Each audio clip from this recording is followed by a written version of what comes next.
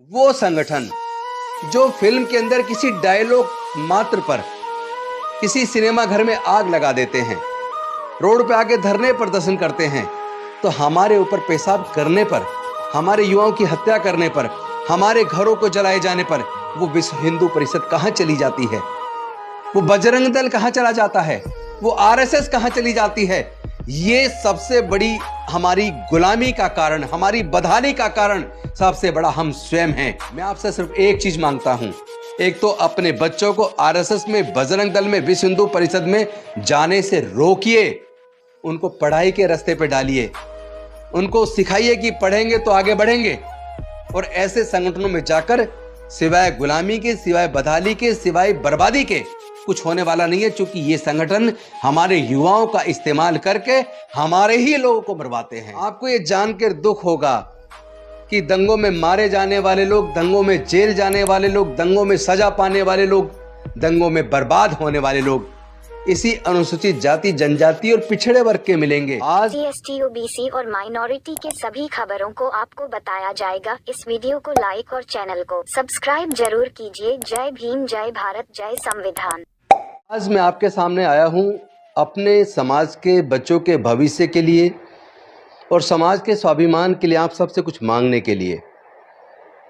जैसा कि हम देख रहे हैं कि जब भी ये सावन का महीना आता है और कावड़ का समय आता है, तो जो लोग कावड़ लेने के लिए जाते हैं, आखिर वो जाते किस लिए हैं? कौन सी वो चाहत है जिस चाहत की पूर्ति के लिए वो लोग जाते हैं?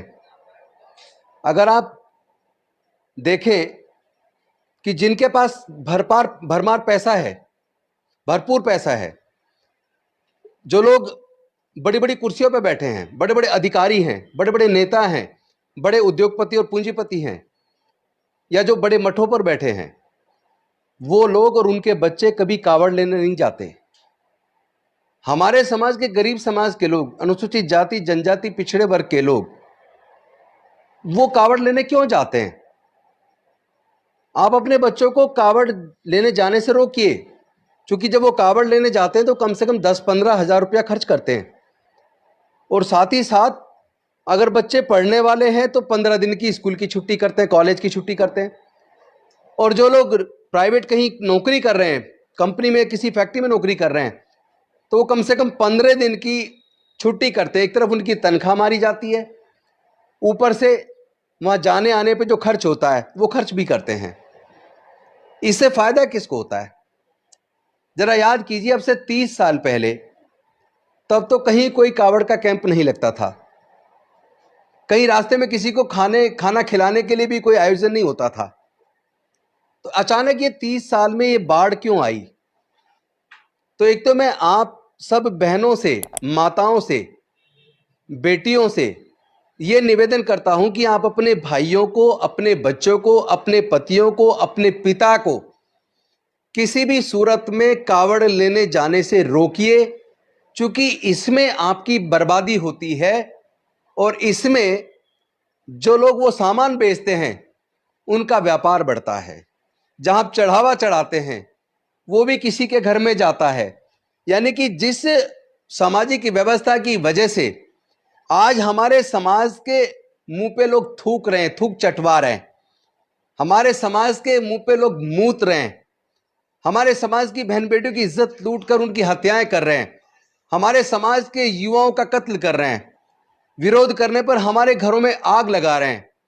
कहीं ना कहीं उसी सामाजिक व्यवस्था जिसने हमें वर्ण व्यवस्था और जातियों में बांटा, जिसने पाखंडवाद, अंधविश्वास को इतना ज्यादा बढ़ा दिया कि आज वो सामाजिक ताकतें मजबूत हो रही हैं। और जब वो सामाजिक ताकतें जिसने वर्ण व्यवस्था और जातिवाद बनाया, जब वो मजबूत होंगी तो जातिवाद और वर्ण व्यवस्था भी मजबूत होगी। फिर उत्पीड़न की कार्रवाई भी ज्यादा बढ़ेंगी। जैसा कि पिछले 9-10 सालों में उत्पीड़न की घटनाएं बढ़ी हैं, होना कम चाहिए था लेकिन घटनाएं बढ़ गई हैं। देश का संविधान खतरे में है, देश का लोकतंत्र खतरे में है। तो आपके बच्चे आखिर वहां क्यों जाते हैं? जितने भी दंगे होते हैं, दंगों के अंदर जो बच्चे मारे जाते हैं या जो बच्चे दंगे के बाद जेल जाते हैं, वो कौन है? उसकी लिस्ट कभी निकाल के देखिए, ऑन रिकॉर्ड देखिए, आरटीआई लगा के सरकारों से मांगिए। आपको ये जानकर दुख होगा कि दंगों में मारे जाने वाले लोग, दंगों में जेल जाने वाले लोग, दंगों में सजा पाने वाले लोग, दंगों में बर्बाद होने वाले लोग इसी अनुसूचित जाति, जनजाति और पिछड़े वर्ग के मिलेंगे। मैं पूछना चाहता हूं, जब हमारे लोगों का कत्ल होता है, बहन बेटियों की इज्जत लूट के उनकी हत्या कर दी जाती है, हमारे लोगों के घर जला दिए जाते हैं, हमारे लोगों के ऊपर पेशाब किया जाता है, हमारे लोगों को थूक चटवाया जाता है, किसी का मुंडन कर दिया जाता है, उस वक्त वो संगठन जो फिल्म के अंदर किसी डायलॉग मात्र पर किसी सिनेमा घर में आग लगा देते हैं, रोड पे आके धरने प्रदर्शन करते हैं, तो हमारे ऊपर पेशाब करने पर, हमारे युवाओं की हत्या करने पर, हमारे घरों को जलाए जाने पर वो विश्व हिंदू परिषद कहाँ चली जाती है? वो बजरंग दल कहाँ चला जाता है? वो आरएसएस कहाँ चली जाती है? ये सबसे बड़ी हमारी गुलामी का कारण, हमारी बदहाली का कारण सबसे बड़ा हम स्वयं हैं, क्योंकि हम उस सामाजिक व्यवस्था को मजबूत कर रहे हैं।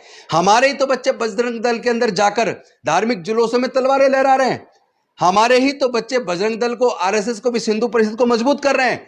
मैं आपसे सिर्फ एक चीज मांगता हूं, एक तो अपने बच्चों को आरएसएस में, बजरंग दल में, विश्व हिंदू परिषद में जाने से रोकिए, उनको पढ़ाई के रास्ते पे डालिए, उनको सिखाइए कि पढ़ेंगे तो आगे बढ़ेंगे, और ऐसे संगठनों में जाकर सिवाय गुलामी के, सिवाय बदहाली के, सिवाय बर्बादी के कुछ होने वाला नहीं है, क्योंकि ये संगठन हमारे युवाओं का इस्तेमाल करके हमारे ही लोगों को मरवाते हैं। ये अल्पसंख्यकों को मारना, दलितों को मारना, आदिवासियों को मारना, पिछड़ों को मारना, अरे इनकी हिम्मत इतनी हो कैसे जाती है?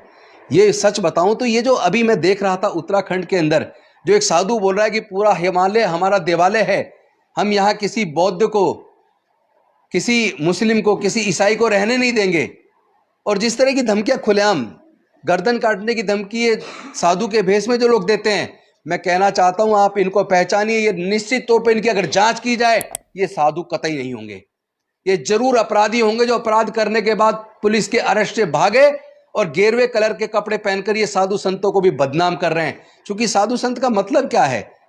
संत का मतलब होता है मानव कल्याण के लिए काम करना, घर बार परिवार सब कुछ त्याग कर कैसे दुनिया में शांति कायम हो, कैसे मानवता बढ़े। तो इसलिए लोगों ने ये वस्त्र पहने और घर का त्याग किया, वो लोग साधु और संत कहलाए। लेकिन आज जिस तरह साधु संत का भेष बनाकर ये आतंकवादी, ये अपराधी, ये लगातार खुलेआम लोगों को धमकी दे रहे हैं, लोगों को मारने के, पैरेलल आर्मी बनाने की बात कर रहे हैं, कत्लेआम मचाने की बात कर रहे हैं। साधु का काम कत्लेआम मचाना नहीं है, साधु का काम नफरत फैलाना नहीं है, साधु का काम लोगों के बीच में वैमनस्य बढ़ाना, आग लगाना नहीं है। ये बेसिकली साधु नहीं है, अपराधी है। मैं सरकार से मांग करता हूं इनकी जांच कीजिए, इनकी बैकग्राउंड चेक कीजिए। ये अपराधी मिलेंगे जरूर, कहीं ना कहीं ये अपराध करके भागे हुए लोग हैं, ऐसे लोगों को जेल में डालिए, क्योंकि ये देश को तोड़ने की साजिश कर रहे हैं, ये देश के अंदर नफरत फैला रहे हैं। हो सकता है किसी पार्टी विशेष को इससे फायदा हो जाए, छोटा मोटा फायदा, लेकिन याद रहे जब देश टूटेगा तो पूरे देश को बर्बादी होगी, पूरे देश का नुकसान होगा, क्योंकि ये देश तोड़ने की कार्रवाई है। जब लोग घर जलते हैं ना, तो वो पड़ोसी के घर को भी अपने आगोश में ले लेते हैं, वो फिर किसी की जाति और धर्म नहीं देखती आग। तो इस आग को जलने से रोकिए। सरकारें अगर ऐसे लोगों को बढ़ावा देंगी तो मैं आपको बता देना चाहता हूं, ऐसी सरकारों को भी हम निस्ते नाबूद करेंगे।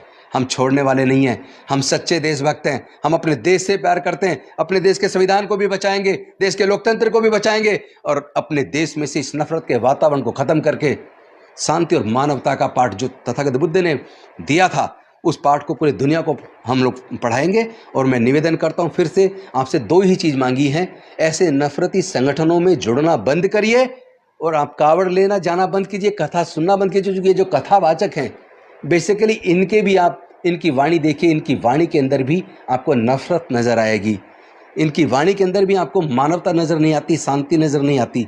इसके अंदर जो नज़र आता है, ऐसा लगता है जैसे किसी पार्टी विशेष के कार्यकर्ता और प्रवक्ता हों। तो ऐसे प्रवक्ताओं को सुनना बंद कीजिए, और ऐसे मीडिया चैनलों को भी देखना बंद कीजिए जो बीजेपी के प्रवक्ता के तौर पर अपने चैनल पर डिबेट कराते हैं तो केवल नफरत बढ़ाने के लिए। बस इतनी दो मांगे मैंने आपसे की हैं। इन्हीं मांगों के साथ मैं उम्मीद करता हूं आप मेरे दिल की पीड़ा को समझेंगे और मेरी इस मांग को स्वीकार करेंगे और अपने बच्चों को ऐसे संगठनों में जाने से और ऐसे दंगों में अपने बच्चों का इस्तेमाल होने देने से और ये कावड़ वगैरह में कथाओं में अपने बच्चों को जाने से रोकेंगे। मैं ऐसी आपसे उम्मीद करता हूँ। बहुत बहुत धन्यवाद। नमो बुद्धाय। जय भीम, जय भारत, जोहार।